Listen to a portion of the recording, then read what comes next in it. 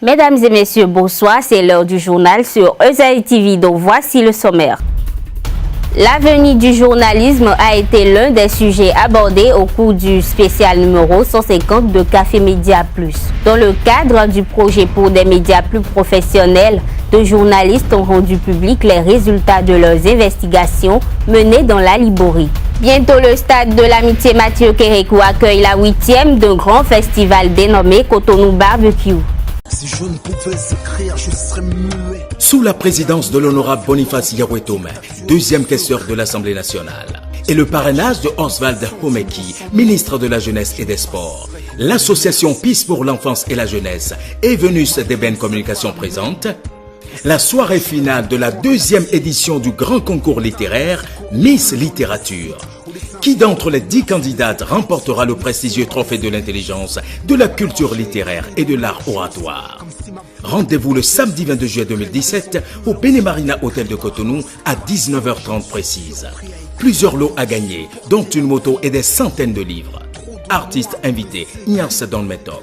Entrée 5000 francs. Infoline 97 87 0303. Miss Littérature 2017, ne ratez pas le plus glamour des rendez-vous littéraires. Sponsor officiel, ESAE Université. Miss Littérature, la beauté intelligente. À nouveau, bonsoir. Journalisme d'hier, aujourd'hui et demain, réforme du système partisan à l'heure des crises au sein des partis politiques sont entre autres les thèmes qui ont fait objet de la communication du 150e numéro de Café Média Plus. Ce numéro dit spécial a rassemblé l'homme des médias et étudiants en journalisme ce vendredi 21 juillet à la Maison des médias de Cotonou. Le rôle de la presse dans l'enracinement de la démocratie est la thématique centrale dont découlent les 3 causeries qui ont marqué ce 150e numéro exceptionnel de Café Média Plus. Au premier panel, les intervenants ont expliqué les enjeux du métier de journaliste à l'ère des nouveaux médias. Pour eux, la crédibilité des informations relayées et le professionnalisme dans le traitement des informations posent problème. D'année en année, de décennie en décennie, il faudra que nos médias soient crédibles. Être crédible, c'est avoir des hommes bien formés, c'est avoir des organes de presse qui sont véritablement opérationnels. Pour qu'on sache que, quand elle a posté, c'est parce que c'est une information vérifiée. Et à partir du moment où un journaliste poste une information, on ne devrait pas douter de la qualité de l'information là, parce que celui-là est un journaliste. Son business, c'est d'informer et théoriquement, il ne devait pas y avoir de doute. Franck Potiemé et Herman Kekere ont exposé à leur tour la dimension et la structuration des médias dans l'enracinement de la démocratie. Ils estiment que la presse dans un système démocratique doit être plus autonome que la justice. Pour ma part,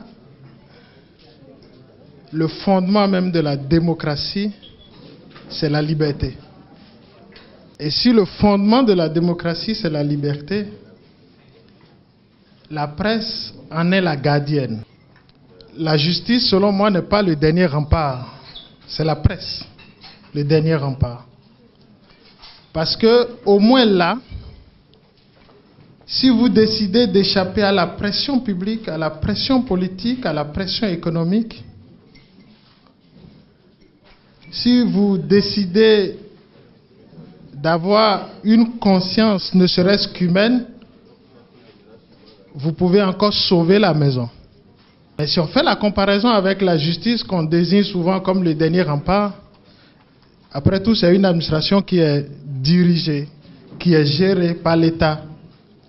La justice peut encore avoir des pressions. Franck Potiemé, lors de son dernière intervention, a retracé l'historique de la naissance de la presse au Bénin au lendemain de la conférence nationale. Les discussions se sont achevées autour du thème « Réforme du système partisan à l'heure des crises au sein des partis politiques » qui a drainé personnalités politico-administratives et politologues. La grande salle de conférence de l'Infosec a abrité depuis lundi dernier les activités allant dans le cadre de l'atelier de formation des cadres du ministère de l'Agriculture, de l'Élevage et de la Pêche sur l'agriculture contractuelle pour la promotion des chaînes de valeur agroalimentaire. Au thème de leurs échanges de ce jour, plusieurs aspects ont été abordés, dont le rôle potentiel des organisations paysannes dans l'agriculture contractuelle.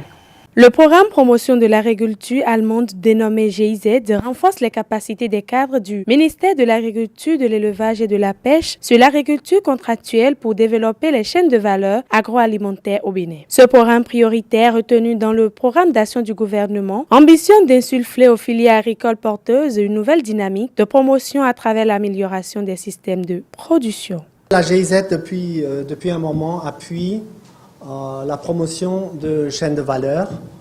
Et si dans un premier temps, nous avons beaucoup appuyé le côté production, c'est parce que selon notre instrument qui s'appelle Value Links, on fait une analyse profonde des chaînes de valeur qu'on veut appuyer et on travaille sur le maillon le plus faible. Et ce qui est clair, la productivité de l'agriculture au Bénin depuis longtemps a du mal à décoller, donc nous avons beaucoup appuyé la production. Mais à un moment donné, on constate aussi que les maillons de transformation et surtout commercialisation ont besoin d'un appui.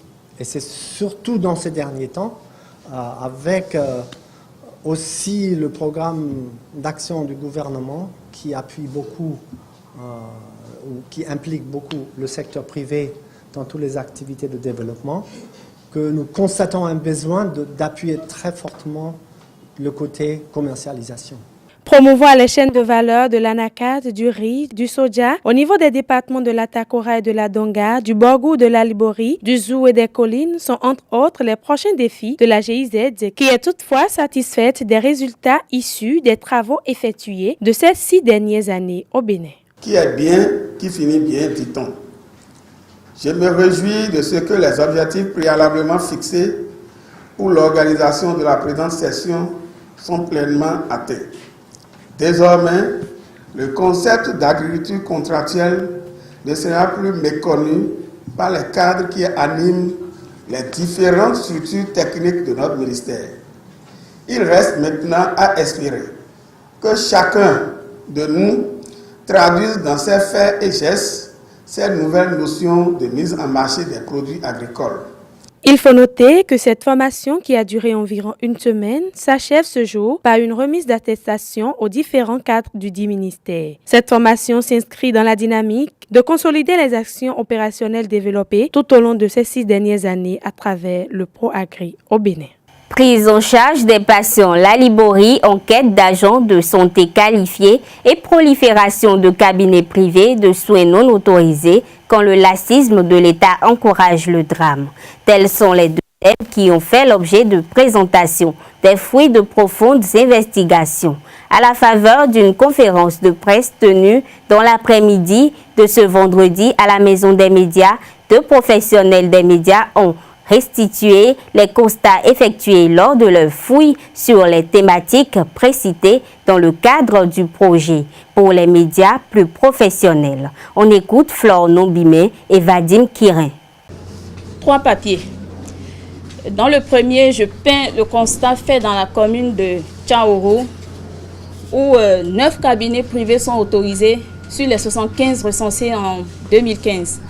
Alors mon article est intitulé « Prolifération anarchique des cabinets de soins non autorisés, menace sur la santé des populations de Tchaoro ». Et selon la quasi-totalité des personnes que j'ai rencontrées sur le terrain, ces cabinets sont exploités par des agents de santé non qualifiés, c'est-à-dire des gens n'ayant aucun diplôme officiellement reconnu par l'État, même si on retrouve aussi des infirmiers.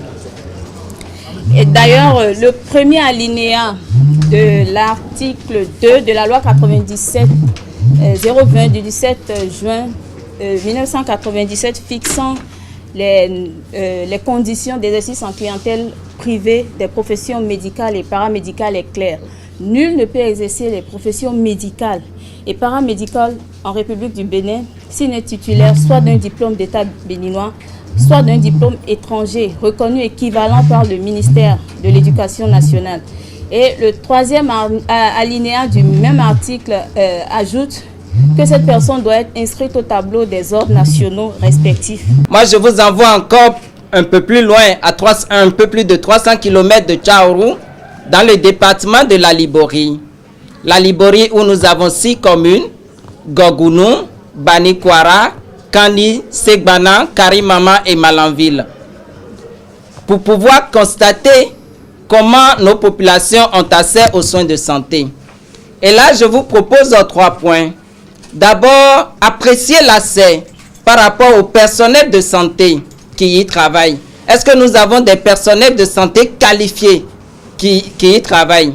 Après, nous allons voir comment les soins sont administrés. Et le 3e point, nous allons jeter un coup d'œil sur les équipements et sur les infrastructures.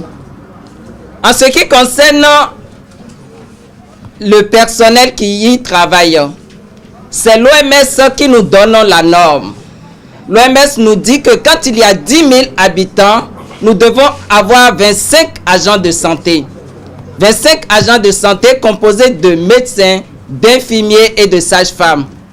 Au Bénin, nous sommes à moins de 5 agents de santé pour 10 000 habitants. Du 26 juillet au 1er août prochain, le stade de l'Amitié Général Mathieu Kérékou va abriter un géant festival dénommé Cotonou Barbecue.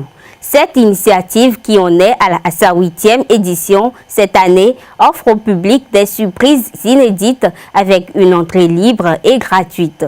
À la faveur d'une conférence de presse tenue dans l'après-midi d'hier, dans les locaux de l'un de leurs sponsors, le comité d'organisation de cet événement a exposé les différentes offres destinées aux participants. Du 26 juillet au 1er août prochain, le stade de l'Amitié Générale Mathieu Kérékou abrite un géant festival dénommé Cotonou Barbecue, dont l'entrée sera libre et gratuite. Un grand événement qui offre au public fan des festivités du genre 24 variétés de grillades, un concours de meilleurs grilladiers, des boissons notamment celles de la Sobebra à un prix promotionnel, des spectacles inédits et de nombreux lots à gagner, en croient les organisateurs. Cette année, le festival est très riche. On a des nouveautés en matière de grillades. Comme par exemple la dibuterie de poisson. Nous avons aussi le kédjenou de porc, la délégation qui nous vient de Côte d'Ivoire. Et nous avons aussi une délégation ivoirienne qui vient nous proposer du poulet choukouya. Nous avons plein de restaurants, nous avons au total 24 restaurants, la liste elle est longue. En matière de sécurité sanitaire, nous avons vraiment pris nos dispositions en ce sens où nous avons organisé plusieurs séances de travail avec les restaurants au préalable. Plusieurs partenaires et sponsors appuient et accompagnent l'événement pour lui donner une visibilité de haute portée. Ainsi, à la conférence de presse, EcoBank Mobile, MTN et Duciel Sarl sont entre autres les partenaires qui étaient présents et ont exposé aux professionnels des médias les offres qui seront les leurs à travers leurs stands respectifs qui seront implantés au stade pour la circonstance. Et grâce à leur participation, Cotonou Barbecue offre d'importants lots, dont des appareils téléphoniques et électroménagers, mais aussi et surtout des voyages toutes charges comprises à l'étranger. Nous avons 2 types de réservations de tables qui sont matérialisées par ces 2 tickets-là. Il y a une réservation de 10 000 et une réservation de 25 000 pour permettre aux gens qui veulent être traités de façon un peu privilégiée, qui ne veulent pas rentrer dans les tracasseries, de pouvoir réserver des tables et se faire attendre et se faire mieux servir aussi. Avec ce ticket que nous appelons le ticket bouffe, il coûte 2000 francs. Le festivalier l'achète, il vient sur le festival, on lui sert un plat complet de grillades, normalement qu'il devrait payer peut-être à 2000 ou à 2500.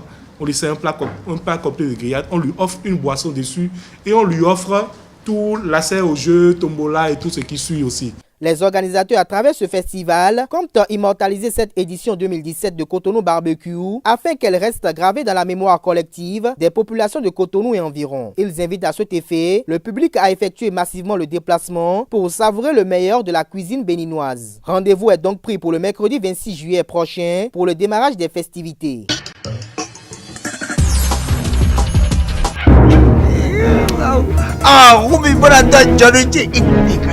Suspense.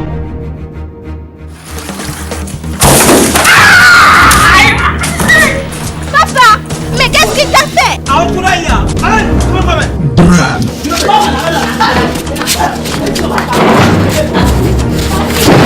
Action. Humour. Tout ceci est au rendez-vous dans ce nouveau film. La cour de bazar. La cour de bazar. Baza, toi laissez-nous 5 secondes, moi, vous avez pas tout. Je sors pour aller faire, mais toi tu mélanges tout sur la même coup. Ceci n'est rien d'autre que le retour sur la scène de Oncle Baza avec son ciné-club OB Productions. Et cette fois-ci en version DVD. Je vous dis bien en version DVD. Procurez-vous de ce nouveau DVD de Oncle Baza dans tous les discothèques, les pharmacies, les supermarchés, même à la poste du Bénin au prix habituel de 1000 francs CFA. Et vous aurez de quoi vous distraire.